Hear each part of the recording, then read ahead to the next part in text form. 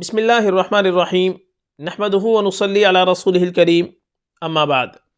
ناظرین کرام، ایودھیا اور کاشی کے بعد اب آگرہ کی جامع مسجد کی سیڑھیوں کا GPR سروے کرانے کے لیے عدالت میں درخواست دی گئی۔ یوگیشور شری کرشنا جنم استھان سیوا ٹرسٹ نے عدالت میں ایک مقدمہ دائر کرتے ہوئے مطالبہ کیا ہے کہ جامع مسجد کی سیڑھیوں کے نیچے کی حقیقت کو ظاہر کرنے کے لیے GPR سروے کرایا جائے۔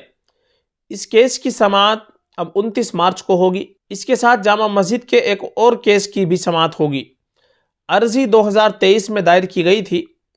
آپ کو بتا دیں کہ سال 2023 میں آگرہ کی عدالت میں یوگیشور شری کرشنا جنم استھان سیوا ٹرسٹ کی جانب سے ایک مقدمہ دائر کیا گیا تھا، جس میں کہا گیا تھا کہ متھرا کے شری کرشن دیو مندر کی مورتی آگرہ کی جامع مسجد کی سیڑھیوں کے نیچے دبی ہوئی ہے۔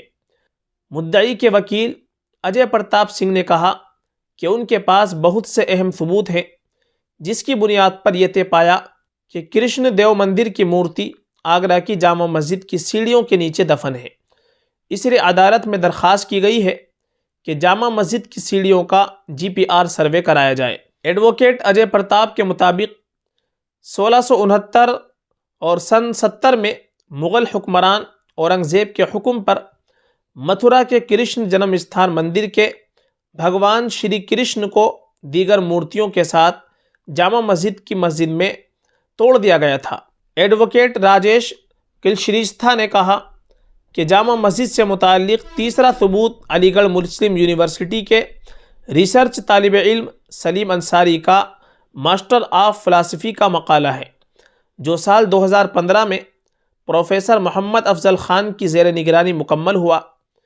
GPR سروے کیا ہے؟ ایڈوکیٹ راجیش کلشریستھا نے کہا کہ رام جنم بھومی اور کاشی گیان واپی مسجد کے تنازع میں بھی GPR ٹیکنالوجی کا استعمال کیا گیا تھا۔ اس میں زمین کی کھدائی کے بغیر 10 میٹر گہرائی تک دھات اور دیگر ڈھانچوں کے بارے میں معلومات دستیاب ہیں۔ اس سروے میں آثار قدیمہ کی تاریخ جاننے کے لیے زمین کی کان کنی کی ضرورت نہیں ہے۔ سروے میں شامل ماہرین کے مطابق اس احاطے کے اندر زمین میں دبی ہوئی اشیاء کو درست طریقے سے تلاش کرنے کی یہ ایک درست ٹیکنیک ہے۔